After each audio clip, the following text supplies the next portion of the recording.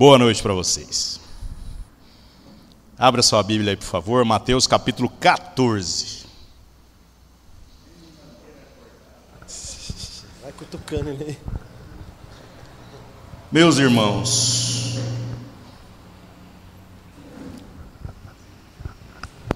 às vezes hoje pode estar sendo um dia difícil para você, por N razões, né?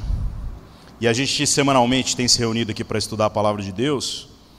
E eu confesso para vocês que na minha vida, ouvir as coisas da Palavra de Deus é o que me põe no lugar. E é um alívio para as nossas dores, para as nossas angústias, para o mundo que parece que está sobre as nossas costas, né? Então não é só sobre adquirir conhecimento, é sobre ter sensibilidade para aquilo que Deus quer falar com a gente. Hoje no capítulo 14, nós vamos continuar a história de tudo aquilo que Jesus havia feito. A gente falou sobre as parábolas e agora a gente vai falar especificamente sobre alguns acontecimentos de natureza miraculosa e sobre como esses acontecimentos tiveram uma contribuição na vida dos apóstolos no sentido de fortalecer a fé deles. Eu sempre falo sobre isso porque muita gente acha que se tivesse uma experiência sobrenatural, a sua fé então seria completa. Mas a grande verdade é que a experiência sobrenatural não possui o poder de gerar fé verdadeira no coração de ninguém. Jesus mesmo ia lá, curava, fazia um monte de coisas, mas nem todos criam. Para não dizer que a maior parte das pessoas não chegava ao pleno entendimento. Os apóstolos de Jesus trilham uma experiência diferente. Jesus ministra na vida deles palavra, palavra, palavra, e depois, por conta destas palavras, os milagres, os sinais, eles simplesmente testemunham acerca daquilo que Jesus já havia falado. Eu digo isso, irmãos, porque na nossa vida nós precisamos priorizar o que é mais importante. E o que é mais importante é a palavra. Os sinais, as maravilhas e todas as outras coisas que Deus vai fazer na nossa vida são um bônus. São presentes que vão ocorrer em qualquer circunstância que Deus julgue necessário, para que a gente possa ser fortalecido na fé que está sendo edificada em nós pela palavra. Então é didática a maneira pela qual Deus trabalha nos evangelhos, que a gente possa se aplicar também nessa experiência didática, buscando aquilo que é importante para Deus, e não aquilo que de repente parece que vai resolver o nosso problema, segundo o nosso entendimento. Beleza? Vamos ler então. Pode ler o capítulo inteiro hoje, viu, Narlo? Que hoje o capítulo não é tão grande, creio que vai dar para passar ele todo.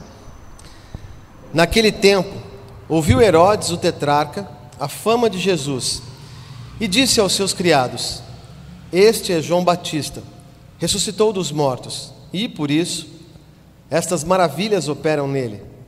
Porque Herodes tinha prendido João, e tinha-o manietado e encerrado no cárcere por causa de Herodias, mulher de seu irmão Filipe, porque João lhe dissera: Não te é lícito possuí-la. E querendo matá-lo, temia o povo, porque o tinham como profeta. Festejando-se, porém, o dia natalício de Herodes, dançou a filha de Herodias diante dele e agradou a Herodes, pelo que prometeu com juramento dar-lhe tudo o que pedisse. E ela, instruída previamente por sua mãe, disse: Dá-me aqui, num prato, a cabeça de João Batista. E o rei afligiu-se, mas por causa do juramento e dos que estavam à mesa com ele, ordenou que se lhe desse. E mandou degolar João no cárcere, e a sua cabeça foi trazida num prato e dada à jovem, e ela levou a sua mãe. E chegaram os seus discípulos, e levaram o corpo, e o sepultaram, e foram anunciá-lo a Jesus. E Jesus, ouvindo isso, retirou-se dali num barco para um lugar deserto, apartado. E sabendo o povo, seguiu a pé desde as cidades. E Jesus, saindo, viu uma grande multidão, e possuído de íntima compaixão para com ela, curou os seus enfermos. E, sendo chegada a tarde, os seus discípulos aproximaram-se dele, dizendo: O lugar é deserto, e a hora já é avançada. Despede a multidão para que vão pelas aldeias e comprem comida para si. Jesus, porém, lhes disse: Não é mister que vão, dai-lhes vós de comer. Então eles lhes disseram: Não temos aqui senão 5 pães e 2 peixes. E ele disse: Trazei-nos aqui. Tendo mandado que a multidão se assentasse sobre a erva, tomou os 5 pães e os 2 peixes, e erguendo os olhos ao céu, os abençoou, e partindo os pães, deu-os aos discípulos, e os discípulos à multidão, e comeram, e todos saciaram-se, e levantaram dos pedaços que sobejaram 12 cestos cheios, e os que comeram foram quase 5.000 homens, além das mulheres e crianças. E logo ordenou Jesus que os seus discípulos entrassem no barco e fosse adiante, para outra banda, enquanto despedia a multidão. E, despedida a multidão, subiu ao monte para orar à parte.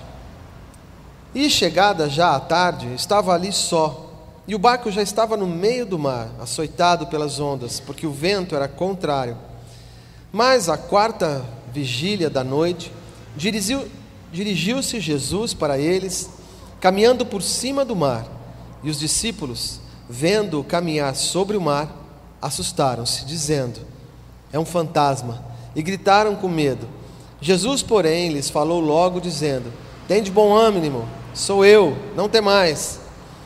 E respondeu-lhe Pedro e disse: Senhor, se és tu, manda-me ir ter contigo por cima das águas. E ele disse: vem. E Pedro, descendo do barco, andou sobre as águas para ir ter com Jesus. Mas, sentindo o vento forte, teve medo, e começando a ir para o fundo, clamou, dizendo: salva-me, salva-me. E logo Jesus, estendendo a mão, segurou-o e disse-lhe: homem de pequena fé, por que duvidaste? E quando subiram para o barco, acalmou o vento. Então aproximaram-se os que estavam no barco e adoraram-no, dizendo: és verdadeiramente o Filho de Deus. E tendo passado para outra banda, chegaram à terra de Genezaré. E quando os homens daquele lugar o conheceram, mandaram por todas aquelas terras em redor, e trouxeram-lhe todos os que estavam enfermos, e rogavam-lhe que ao menos eles pudessem tocar a orla da sua veste, e todos os que a tocavam ficavam sãos. Muito bom, irmãos.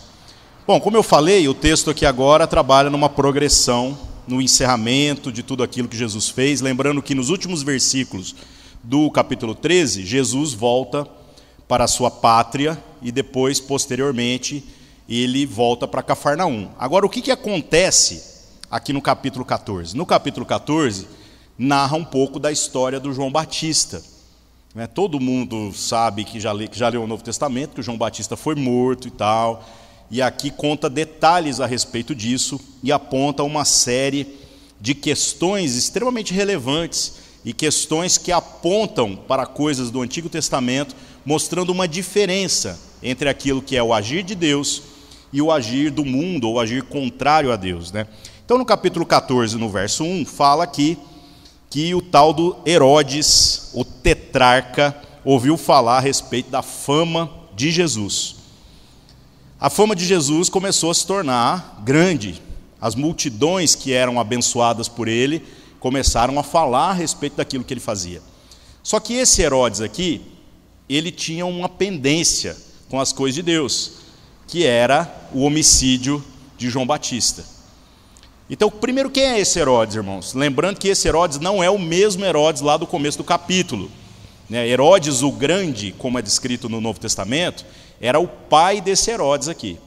Depois daquele Herodes o Grande, que era um assassino extremamente cruel, em várias ocasiões ele promoveu assassinatos em massa, inclusive há registros históricos de pessoas que não eram cristãs, que apontam, por exemplo, para o massacre das crianças, a qual o Evangelho diz que Jesus foi salvo porque um anjo trouxe uma visão para o José, dizendo para ele fugir para o Egito.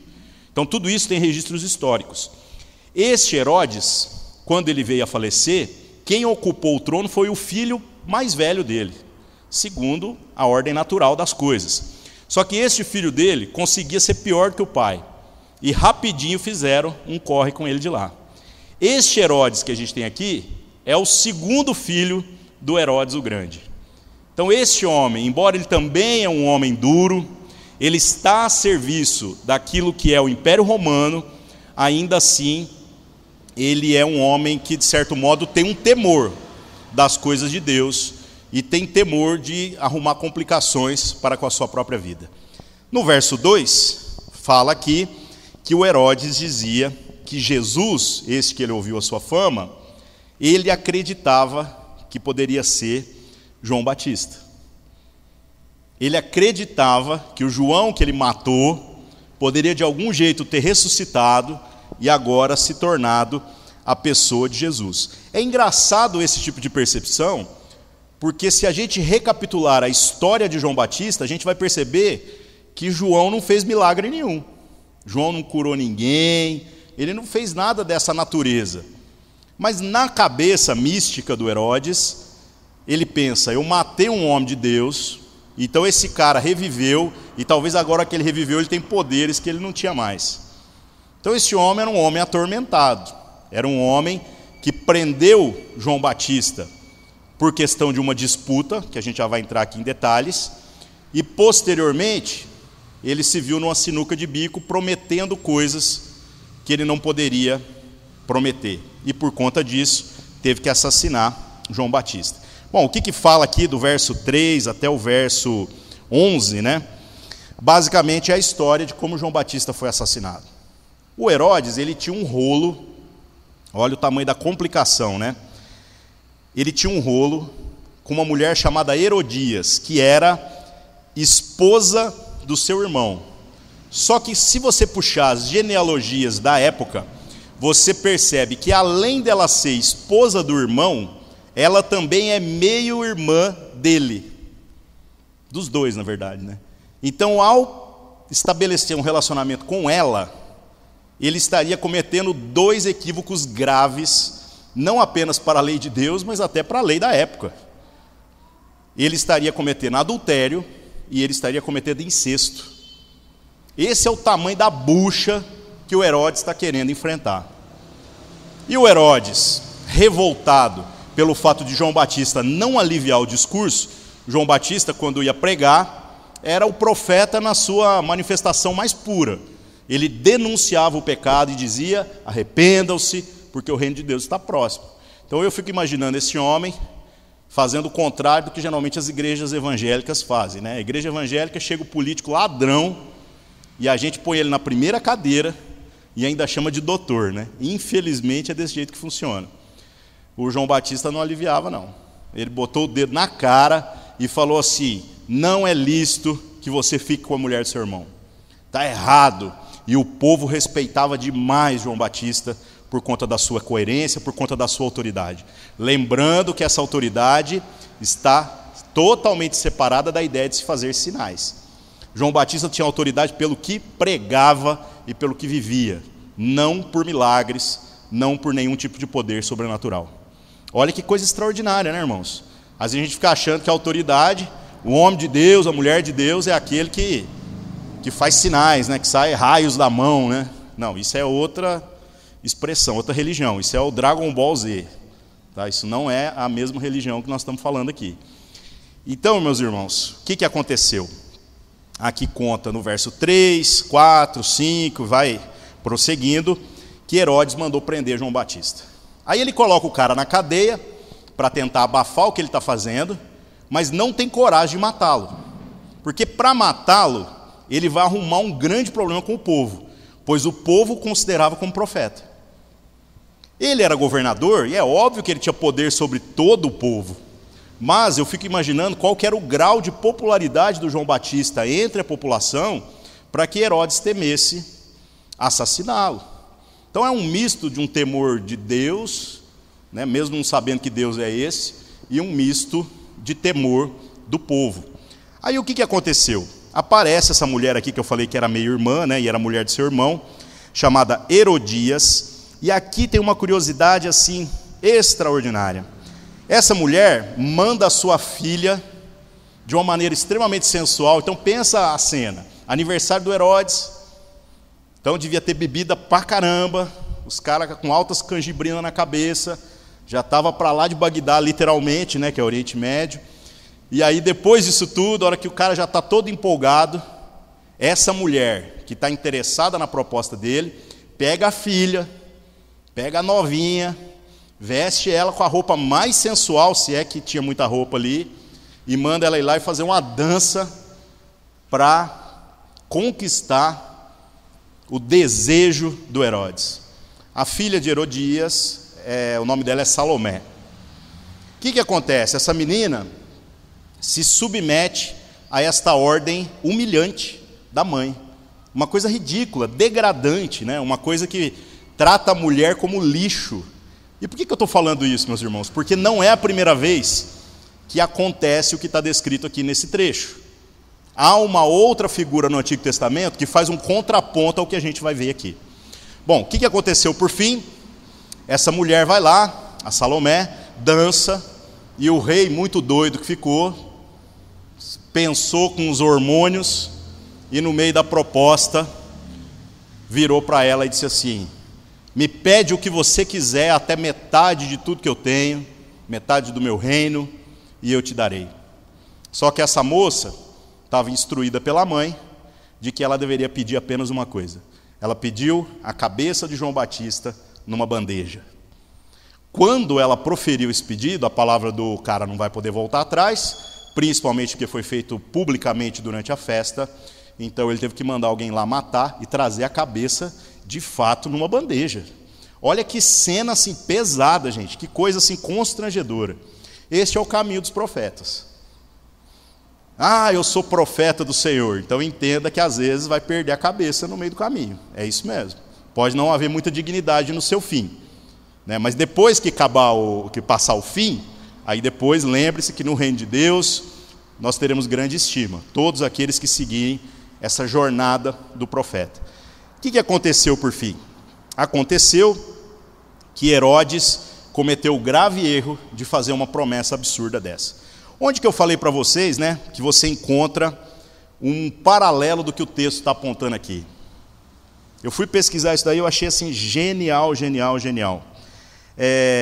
A gente vê lá no livro de Esther, capítulo 5, verso 3, uma narrativa extremamente parecida. Só que Esther não é a mulher vulgar. Esther não é a mulher que seduz. Esther é uma mulher de Deus, que na sua dignidade encontra graça na presença de um rei que é de outro povo. E este rei vira para ela e faz a mesma proposta. Ele diz com as mesmas palavras: pede-me o que quiser e eu te darei, mesmo que seja metade do meu reino. Então olha o paralelo entre as histórias. Aqui, quando é o que não é de Deus agindo, a gente vê as palavras sendo usadas no sentido da degradação, do pedido corrupto. Na história de Esther, essa mulher, que era extremamente graciosa, era uma mulher bonita, mas não era uma mulher vulgar, ela conseguiu o favor do rei e ela usou esse favor de uma maneira extremamente digna. Quando o rei então disse que ela podia pedir, o que ela fez? Ela pediu em favor do povo de Israel que estava sendo oprimido. Olha a diferença de posição, a diferença de posicionamento. Então, gente, eu achei esse paralelo assim genial, porque eu falei, aqui é a degradação da mulher, e lá no caso da Esther, a gente vê uma mulher que por conta da sua postura, da sua atitude, da sua integridade diante de Deus e diante do rei, ela conseguiu um favor que é muito superior ao que essa mulher aqui conseguiu. Genial, né? Então são detalhes, são nuances que passam aqui desapercebido e a gente às vezes não pesca. Se você quiser saber mais detalhes, leia o capítulo 5 do livro de Esther. Lá para trás. O que mais que acontece aqui? Verso 12, diz que chegaram os seus discípulos, no caso os discípulos de João Batista, recolheram o corpo dele e recolhendo o corpo, fizeram o sepultamento para posteriormente anunciar a Jesus. Há uma ideia implícita no texto de que ao sepultarem João Batista e irem anunciar Jesus, provavelmente os discípulos de João Batista começaram a se agregar ao grupo de discípulos de Jesus. Não, obviamente, ao grupo dos 12, mas aquele grupo maior de pessoas que acompanhava o ministério de Jesus. Isso, obviamente, vai gerar grandes problemas, pois se Jesus já estava ficando famoso demais, agora os discípulos do João Batista começam a acompanhá-lo, e isso vai fazer com que a sua fama se propague ainda mais e com que as autoridades o odeiem ainda mais. Aí o que acontece? Verso 13, o verso começa falando uma coisa muito simples, mas que provavelmente é uma circunstância provocada por aquilo que foi descrito aqui no começo do capítulo 14. Diz que Jesus, ouvindo isso, isto o quê? Sobre a morte de João Batista. E ele retirou-se dali num barco. Então Jesus, sabendo que de repente a situação poderia complicar ali, ele estava ficando famoso demais, o Herodes já sabia quem ele era, não com precisão, mas sabia que ele existia. O Herodes provavelmente poderia estar mandando alguém para prendê-lo ou algo do tipo. Então Jesus deu em retirada, saiu fora. Subiram no barco e vazaram dali. Sumiram. Foram para outro lugar para tentar fugir dessa situação. Para onde que ele foi? Diz o texto aqui que ele foi para um lugar deserto, separado, longe de toda aquela afobação da cidade onde ele estava, mas o povo, por ficar desconfiando, ficar sabendo de para onde Jesus estava indo, o povo foi, deu o seu jeito e chegou lá antes de Jesus. Quando Jesus chega para descer do barco, já está a multidão lá, provavelmente fazendo ola, já tinha um cara vendendo picolé, eu sei que a multidão já estava lá. E Jesus, o que o texto aponta aqui no verso 14, é que ele sentiu íntima compaixão para com aquelas pessoas e curou os seus enfermos. No verso 15, há um apontamento aqui também muito interessante, que a gente às vezes não percebe por conta da maneira pela qual a medida de tempo é apresentada no Novo Testamento ser diferente do tempo que a gente conta hoje. O texto começa aqui falando, no verso 15, a seguinte expressão: sendo chegada a tarde, os seus discípulos aproximaram-se dele, dizendo: o lugar é deserto, despede a multidão, para que eles vão para as aldeias e comprem comida para si. Que horas era esse negócio? Por que os discípulos estão preocupados nesse contexto específico? Jesus, como foi descrito, está num lugar deserto, ou seja, ele não está num lugar de fácil acesso, ele não está num lugar que vai conseguir comprar comida ali com muita tranquilidade, mas tem uma multidão que o texto aponta posteriormente aqui, que é de muito mais do que 5.000 pessoas. O horário, quando você lê aqui esse chegada à tarde, no português, toda a tarde é meio que traduzido por tarde mesmo. Mas nos originais tem uma diferenciação entre esta tarde e a tarde do final desse bloco de texto todo. Essa tarde é a primeira tarde, eles dividiam a tarde em duas partes. Então a primeira tarde ia do meio-dia até 3 da tarde. E a segunda tarde ia das 3 da tarde até às 6. À noite, eles dividiam em 4 partes. A primeira vigília, que é das 6 às 9, a segunda das 9 à meia-noite, a terceira da meia-noite às 3, e a quarta vigília das 3 até às 6 da manhã. Isso também considerando, meus irmãos, que o dia para o judeu não virava na meia-noite. O dia para o judeu virava nas 6 horas da tarde. Então, olha a complicação de se fazer um cronograma muito claro de quando ou onde as coisas aconteceram, sendo que há uma diferença cultural muito grande entre aquilo que está descrito no texto e aquilo que nós aplicamos no nosso dia a dia. As Bíblias que trabalham com linguagem de hoje, alguma coisa do tipo, geralmente elas já vêm resumidas esse negócio. Elas já vêm e falam assim, às 3 horas da tarde, então o cara já atropela todo o sentido e já dá para você mastigado.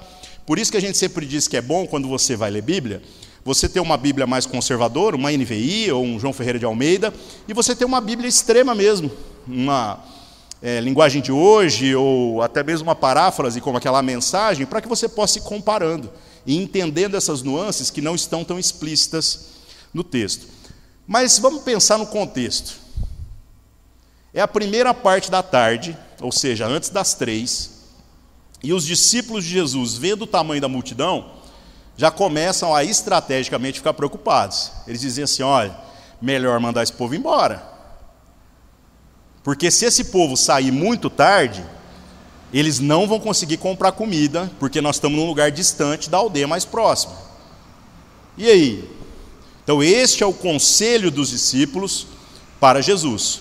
E Jesus faz algo exatamente diferente daquilo que os discípulos estão esperando. Os discípulos estão cuidando de todo o serviço diaconal ali com muita maestria. Eles estão apontando que há uma necessidade que esse povo coma. Porque se eles saírem depois da tarde, eles vão ficar sem comida, sabe lá Deus até que horas. Outro detalhe, por que havia uma multidão tão grande? Se você prestar atenção, você vai ver que estes acontecimentos são na véspera da Páscoa. Você vai lendo o texto aqui, você vai perceber. Então, daqui nós chegamos a duas conclusões. Primeira é que se é véspera de Páscoa, véspera sim, alguns dias antes, e Jesus não vai morrer nessa Páscoa, então provavelmente esses acontecimentos se dão no segundo ano de ministério de Jesus. Então aqui ele devia estar por volta ali de 32 anos. Então dali um ano Jesus seria morto, porque ele foi morto na Páscoa, na véspera da Páscoa. Outra coisa que a gente percebe é que esta multidão aglomerada também é muito provável que ela estava toda ajuntada na cidade por conta da viagem para Jerusalém que se fazia na época de Páscoa. Então na época de Páscoa ia todo mundo para lá. E aí, estas pessoas para viajar, o que elas vão carregar?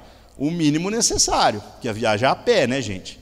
E aí esse povo vai carregar o mínimo necessário de roupa e um pequeno cesto. É este cesto que a gente vê descrito aqui como objeto da multiplicação dos pães e dos peixes. Quando eu lia isso aqui sem buscar referência, na minha cabeça, que fala que depois da multiplicação sobraram 12 cestos, eu imaginava que esse cesto de padeiro, sabe? Do tamanho de um cesto de roupa suja e tal. E aí você fica perguntando, como é que no meio de um deserto, num lugar ermo, num lugar distante, longe de cidade, apareceu 12 cestos, velho? Para que alguém vai carregar um cesto desse tamanho, né? Então o cesto ele era pequeno, ele era um cesto de se carregar em viagem, provavelmente uma alça, alguma coisa desse tipo. Agora, este povo, estando se preparando para a viagem, foi pego de surpresa com a passagem de Jesus. E exatamente por isso eles não estavam preparados. Eles tinham o cesto, mas não tinham o alimento. Aí o que acontece? Verso 16, Jesus diz uma frase genial. Ele diz assim, dai-lhe vós mesmos de comer. O que Jesus está dizendo aqui?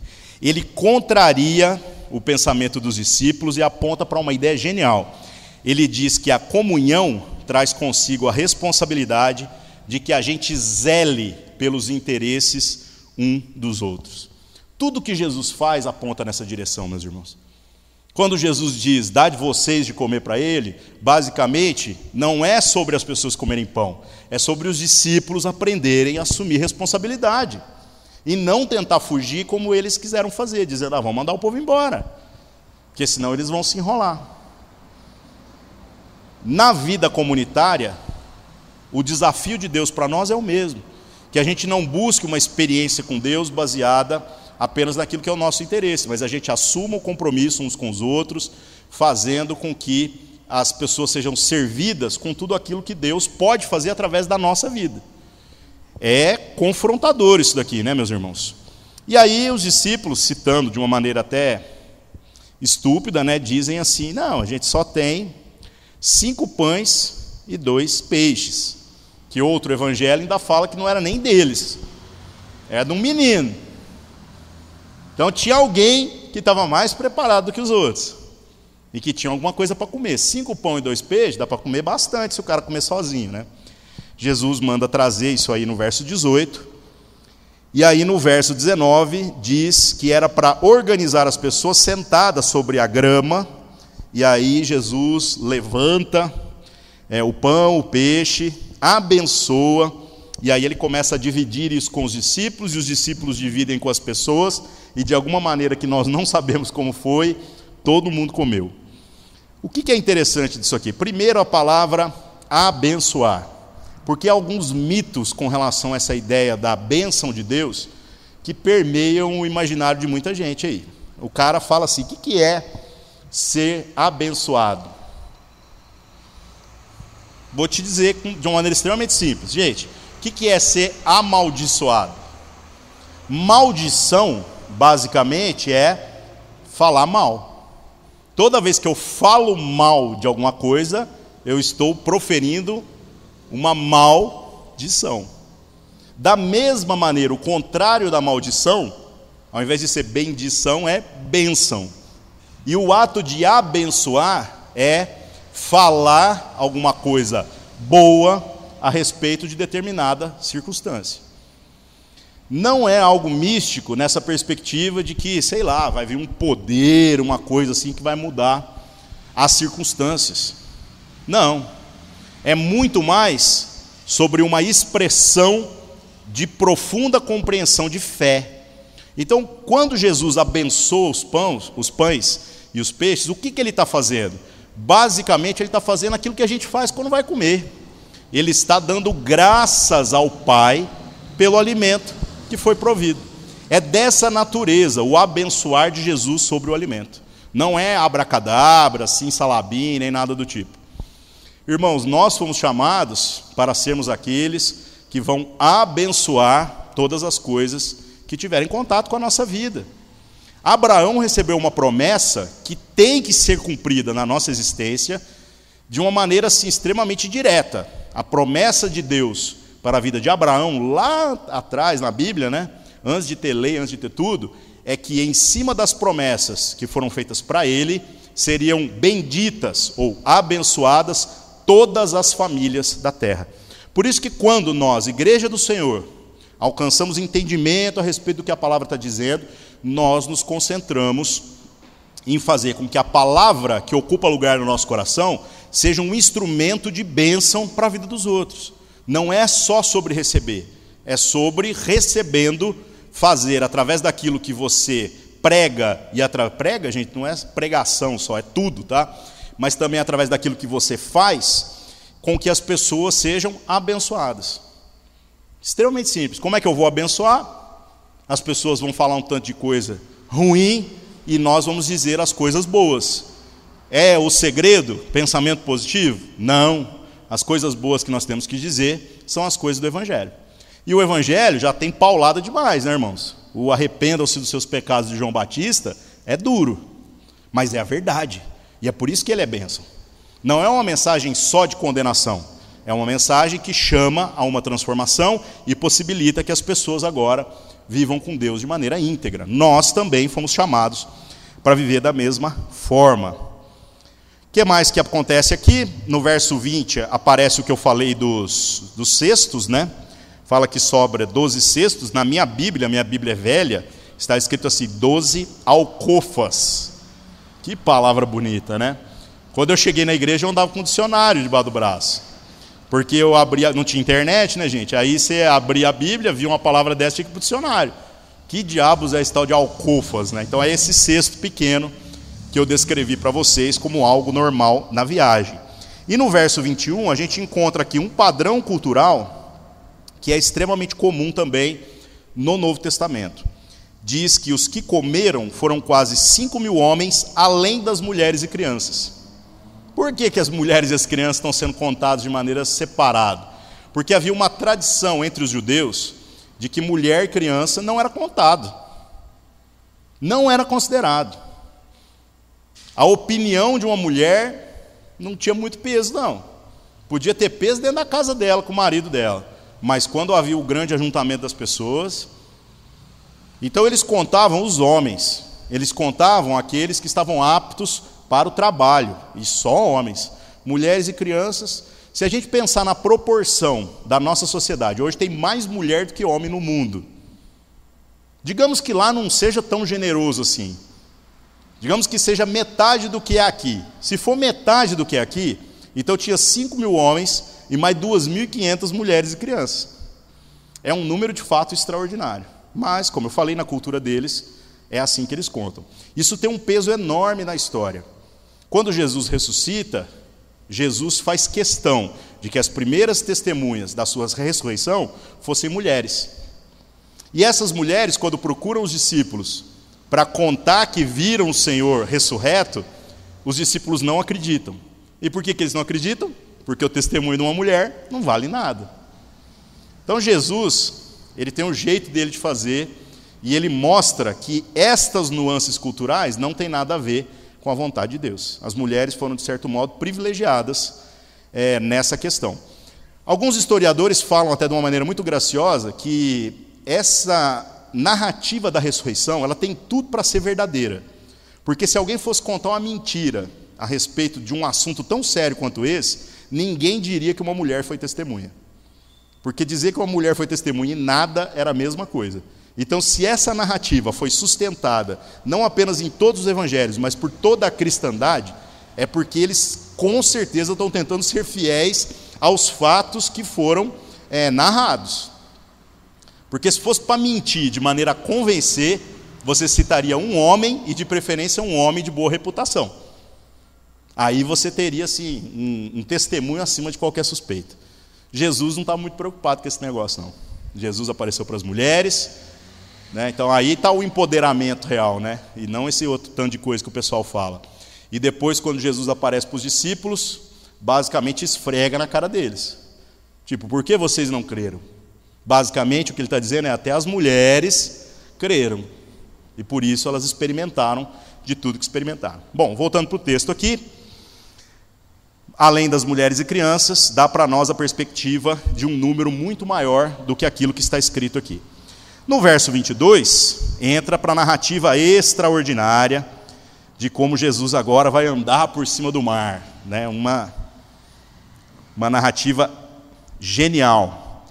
E o que Jesus faz no verso 22? Ele manda os seus discípulos entrarem no barco e esperarem no barco. Esperarem já no mar, que ele iria ali resolver os problemas, que ele estava ali de atender as pessoas, de curar as pessoas e tudo mais, e dali um pouco ele iria ter com essas pessoas. Agora o que acontece? No verso 23, Jesus sobe no monte, e se você cruzar o verso 23 com Marcos capítulo 6, verso 48, você começa a perceber que nesta ocasião, este monte que Jesus subiu, porque monte é uma coisa tão relativa, né, gente? Monte seria um lugar mais alto, né? Mas também um lugar deserto. Este monte que Jesus subiu dava para ele a oportunidade de ver o barco onde os discípulos estavam. Isso dá para perceber na narrativa de Marcos. Aqui na narrativa de Mateus, até que não aponta isso de uma maneira enfática de modo algum, né? Mas aí Jesus fica sozinho e ele sai para orar. Aí no verso 23 aqui no final, tem a segunda tarde que eu falei para vocês. Diz assim, ó: chegada já a tarde, estava ali só. Ué, mas já não era tarde lá atrás? Então essa é a segunda tarde. A primeira tarde da multiplicação dos pães e peixes, antes das 3 da tarde. Agora é a segunda tarde, está chegando 6 horas. Ou seja, vai começar a escurecer. Onde que os discípulos estão? Verso 24, no meio do mar. E por que eles estão no meio do mar? Os caras estão no barco, seguindo as ordens de Jesus, esperando, mas veio um vento contra. Veio um vento no sentido do continente para o mar, que empurrou o barco para o meio do mar. A expressão no meio do mar, ela tem uns significados diferentes, quando você pega nos originais e tenta entender que distância é essa. Então tem uns caras que falam que é um tanto, tem uns caras que falam outro tanto. Não é muito distante esse tanto do outro tanto. Mas a média entre os dois dá mais ou menos 5 quilômetros. Considerando que esses caras poderiam usar uma vela pequenininha, ou remos, 5 quilômetros é muita distância, né, gente? Os caras já estão numa distância assim, que não dá para o sujeito ir nadando, né? Não dá, a não ser que ele fosse um atleta, mas com as roupas que os caras usavam, não tem como. Sem condições. Então o barco está no meio do mar, açoitado pelas ondas, ou seja, as ondas batendo, e o vento contrário. No verso 25 aqui agora, lembrando que Jesus está lá no monte, está orando, está sozinho. No verso 25, diz que na 4ª vigília da noite, 3 às 6 da manhã.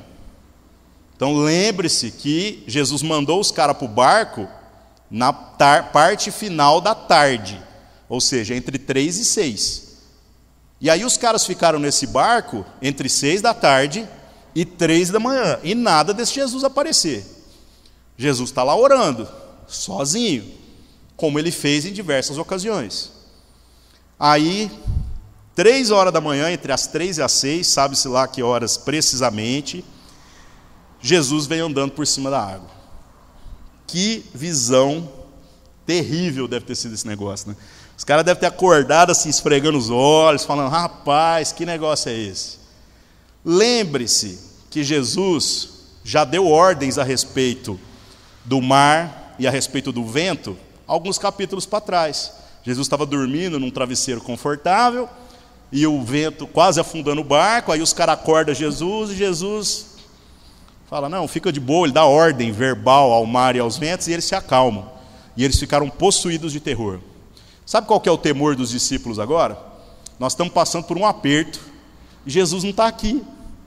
O vento está vindo, as ondas estão quase derrubando o barco, quase tombando o barco, e Jesus não está aqui. E agora? Aí Jesus vem andando no meio das águas.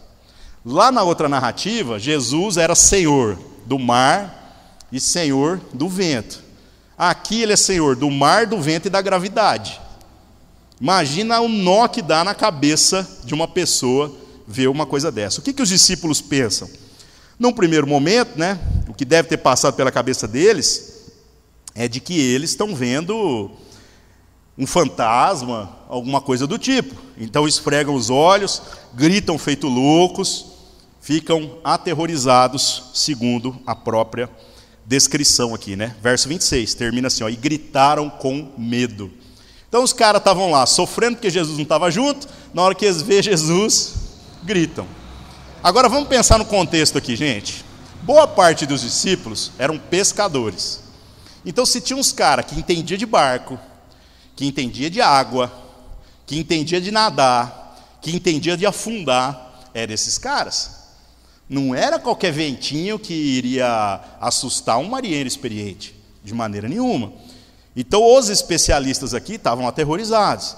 E a hora que Jesus vem, eles ficam mais aterrorizados ainda, porque isso ficou parecendo aquelas lendas pagãs, né? É o que? É uma sereia, é um fantasma, é o holandês voador. O holandês voador não existia ainda, né? E um tanto de outras coisas. O que é? O que é? E Jesus responde isso no verso 27, dizendo, tem de bom ânimo, não temais, sou eu.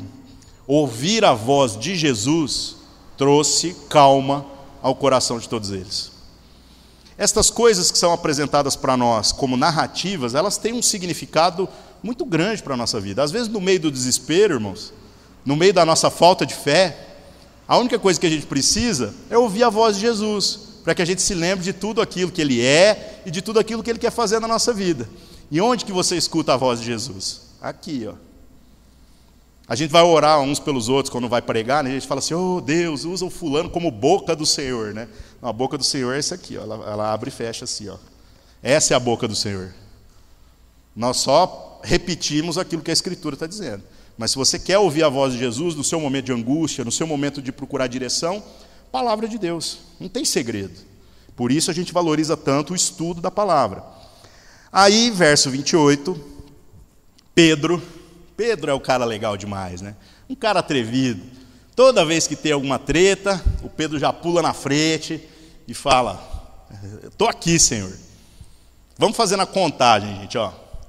Jesus, nos outros evangelhos, quando pergunta, fala assim, quem os homens dizem que eu sou? O Pedro já vem e fala assim, tu és o Cristo, Filho do Deus vivo. Aplausos de Jesus. Depois Jesus fala que vai morrer, pula o Pedro na frente e fala, não, Senhor, jamais vai te acontecer uma coisa ruim dessa. Vira essa boca para lá, as palavras têm poder, né? Aí Jesus vira para Pedro e fala, arreda Satanás. Porque o que você está falando é dos homens, você não entende das coisas de Deus. Então recebeu um aplauso aqui e levou uma bronca ali. Nessa ocasião, ele vê Jesus e ele não se contenta em ver Jesus. Ele fala, Jesus, se é o Senhor mesmo, eu também quero andar por sobre as águas.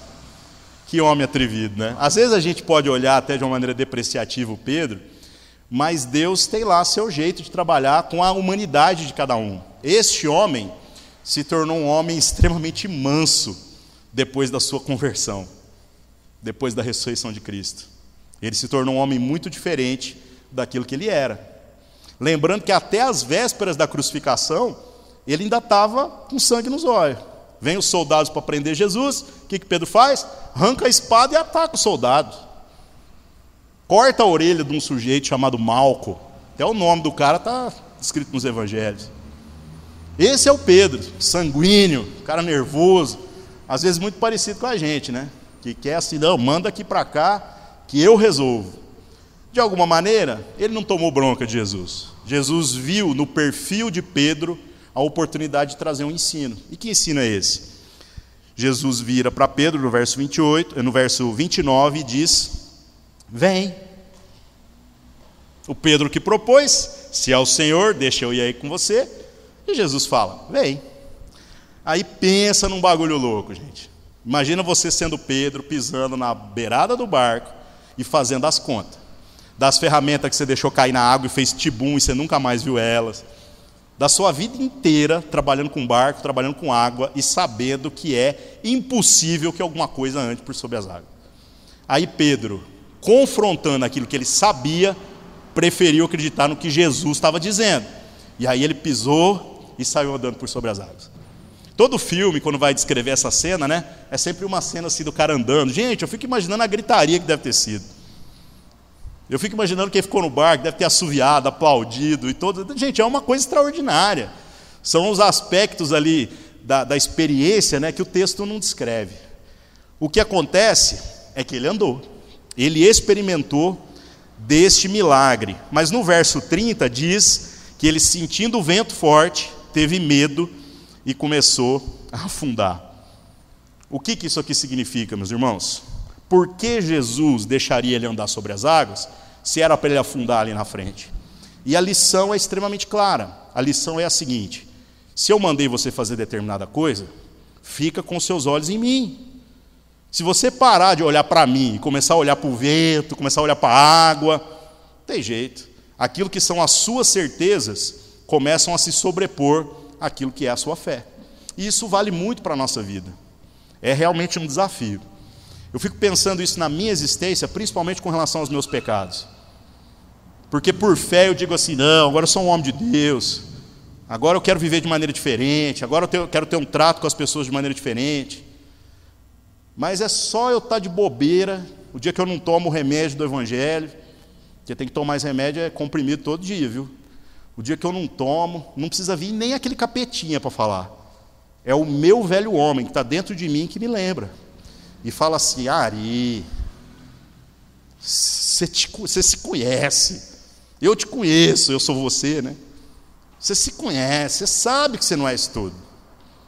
Tentando te lembrar da sua velha natureza. É exatamente o que aconteceu com Pedro aqui. Então a lição fica, irmãos: a gente não deve perder de vista aquilo que é o chamado de Jesus. No verso 31, tem também aqui uma descrição interessante que fala que Jesus, estendendo a mão, o segurou e disse: homem de pequena fé, por que duvidaste?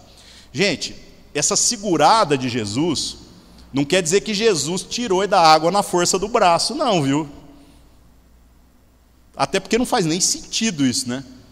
Jesus catar o cara e agora ele está pendurado no braço e ele vai andando. Não. Dele pegar na mão de Jesus, a sua fé foi recuperada. Então o que o texto dá a entender é que os dois voltaram andando até chegar dentro do barco. Então olha como é que Jesus é importante na história. Ouvir Jesus, pegar na mão de Jesus mesmo e caminhar. Deixando aquilo que a gente sabe, aquilo que são as nossas dúvidas, as nossas crises, de lado. No verso 32, fala que quando eles subiram no barco, o vento acalmou. Por que Jesus não acalmou o vento antes, né? Aí não precisava passar por isso tudo. Porque todas as experiências, inclusive as naturais, são grandes oportunidades da gente acrescentar alguma coisa ao nosso conhecimento sobre a vontade de Deus. Então Jesus usou aquilo que é natural para ensinar preceitos que são sobrenaturais, que são extraordinários. E no verso 33, diz que os caras agora chegam perto dele e o adoram, dizendo: és verdadeiramente o Filho de Deus. Não é a primeira vez que eles falam isso. E essa experiência, ela tem exatamente essa intenção, de ir agregando valor à fé de cada um dos discípulos. Eles já tinham dito em outra ocasião que ele era o Filho de Deus. Mas aí agora eles têm mais uma confirmação de que esse Jesus não é qualquer um, não. Jesus é o Filho de Deus mesmo. Louco isso, né, meus irmãos? Bom, aí, o que acontece? Verso 34 aqui ao 36, conta a história de que eles chegaram à terra de Genezaré. Onde que é Genezaré? Genezaré é bem longe mas ao sul de Cafarnaum. Lembrando que Jesus estava desenvolvendo o seu ministério em Cafarnaum, depois ele tinha ido para Nazaré, depois ele voltou para Cafarnaum, aí ele pegou o mar. E agora, quando eles desembarcam, eles estão num lugar bem ao sul, longe, num lugar que era conhecido por ter uma terra extremamente fértil, e por aí vai. O que acontece? O fato da geografia citada no texto ser tão distante de Cafarnaum, dá a entender que as narrativas daqui para frente provavelmente não se referem ao que aconteceu no dia seguinte, mas algo que pode ter acontecido com o passar dos dias ou até mesmo com o passar de semanas. Então a narrativa ela não é precisa. E os evangelhos têm disso. Tem coisas às vezes que são histórias que aconteceram tudo no mesmo dia, e tem histórias às vezes que pode ter acontecido com intervalo de meses. Essa é a maneira que o Evangelho aponta para nós, e a distância aqui é esse indicativo.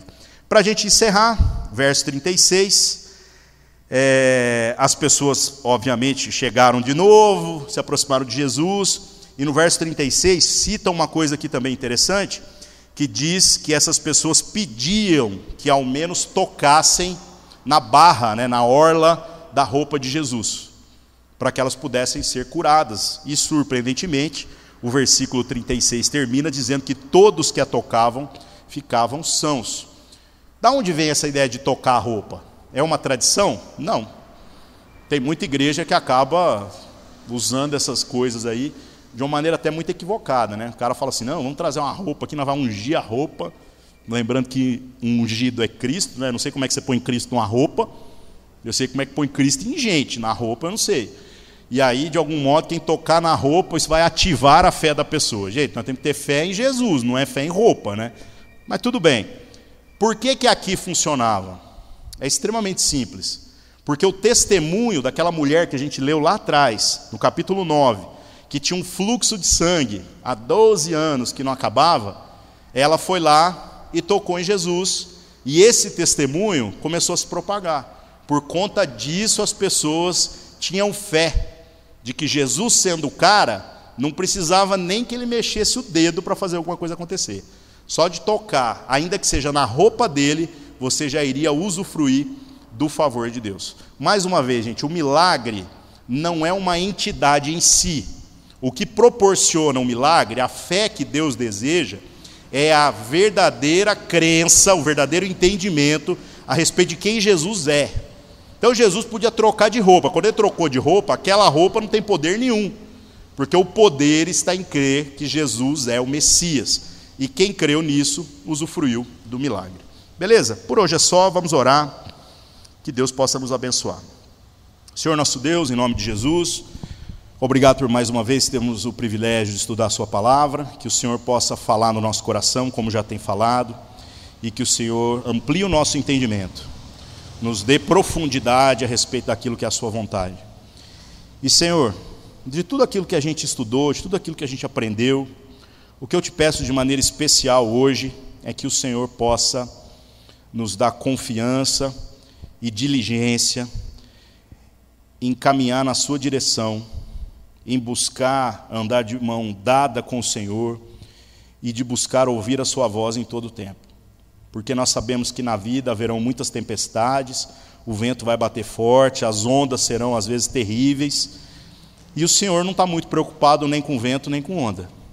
O Senhor não está preocupado com a gravidade que está querendo nos puxar para baixo, para o mais profundo do mar, mas ainda assim o Senhor tem para aqueles que o amam uma oportunidade de se sobreporem a todas as dificuldades, a todas as circunstâncias adversas, se nós focarmos naquilo que é a sua voz e naquilo que é andar de mão dadas com o teu Filho Jesus. Faça isso uma realidade na nossa vida, Pai. Que a gente possa depositar as nossas ansiedades, as nossas dificuldades, as nossas crises nas mãos do Senhor e que o Senhor nos cure de maneira sobrenatural de tudo isso. Em nome de Jesus, amém.